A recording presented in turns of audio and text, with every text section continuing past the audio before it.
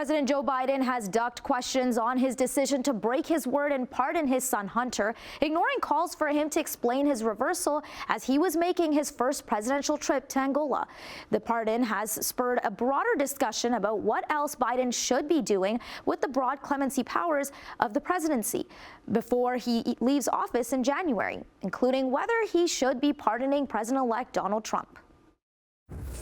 Today, a federal judge formally dismissed the gun case against Hunter Biden, closing it the week before he was to be sentenced. Meanwhile, a judge in his tax case in California hasn't officially ended that case yet, but it's expected soon. This comes after President Joe Biden announced on the weekend that he's pardoning his son on tax and gun charges, even though he previously said he would not do so. I said I abide by the jury decision, and I will do that, and I will not pardon him.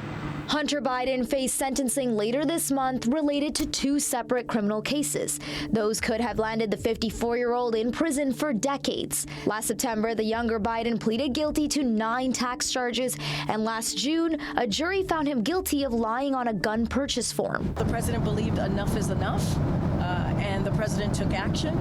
And he also believes that they tried to break his son in order to break him. Biden said he decided to issue the pardon because he believes his son was, quote, selectively and unfairly prosecuted, and that the prosecution of his son led to a, quote, miscarriage of justice. He says he hopes the American people will understand why a father and a president would come to this decision.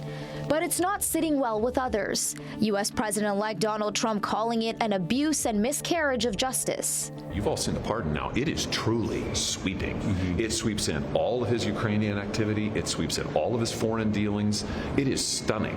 This, let's be honest, Hunter Biden would be in prison already if he didn't have the name Biden behind his first name. And it left some Democrats frustrated. Well, I think he got it wrong yesterday. I think he had it right before yesterday when the president indicated that he was not going to pardon his son and that he trusted the Justice Department, even in the case, especially in the case involving his son. You know, I think I've got mixed views about it, frankly. I think that, you know, there is concern that the president legitimately had that the Trump administration and, you know, all this, the retribution tour stuff with respect to the Department of Justice and how he plans to use it against his enemies. Some saying it doesn't help Biden's legacy.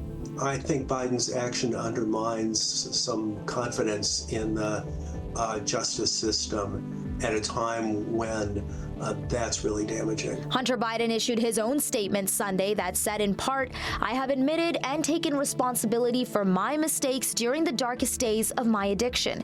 Mistakes that have been exploited to publicly humiliate and shame me and my family for political sport."